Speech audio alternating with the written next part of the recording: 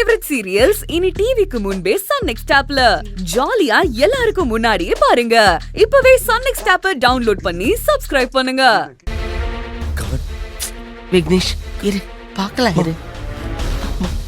குழந்தைமா குழந்தைய நான் பார்க்கணுமா? வேண்டாம் வாங்கம்மா, உடனே போய் பார்க்கலாம் வாங்கம்மா.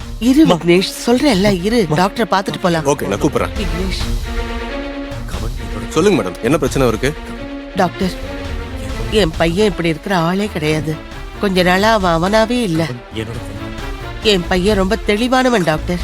ரொம்ப சந்தோஷமா இருந்த பையன்தான்.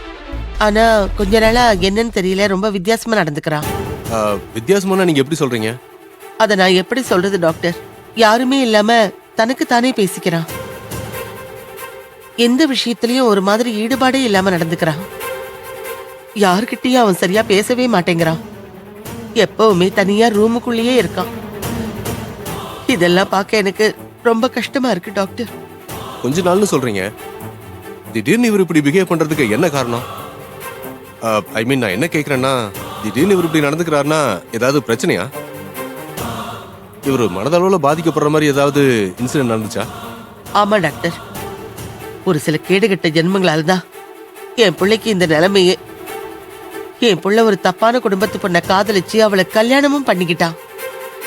ஆனா அந்த குடும்பமும் அந்த பொண்ணும் நல்லவங்க இல்லைன்னு தெரிஞ்ச உடனே என் பிள்ளை டிவோர்ஸ் வாங்குறதுக்காக கோர்ட்ல அப்ளை பண்ணியிருக்கான். ஆனா அந்த பொண்ணாலையும் அந்த குடும்பத்தாலையும் என் பிள்ளைக்கு ஏகப்பட்ட பிரச்சனையும் மன கஷ்டமும் தான் டாக்டர். ஆனா என்னதான் என் பிள்ளை அந்த பொண்ணை வேண்டான்னு வெறுத்தாலும் அவங்களுக்கு பிறந்த குழந்தைய என் பிள்ளையால பிரிஞ்சிருக்க முடியாம அந்த குழந்தைய நினைச்சு ரொம்ப கஷ்டப்படுறான் டாக்டர். கமன் கமன், என் குழந்தை, என்னோட குழந்தை எனக்கு வேணும். டாக்டர் கொஞ்சம் இரு பார்க்கலாம், அமைதியா இரு.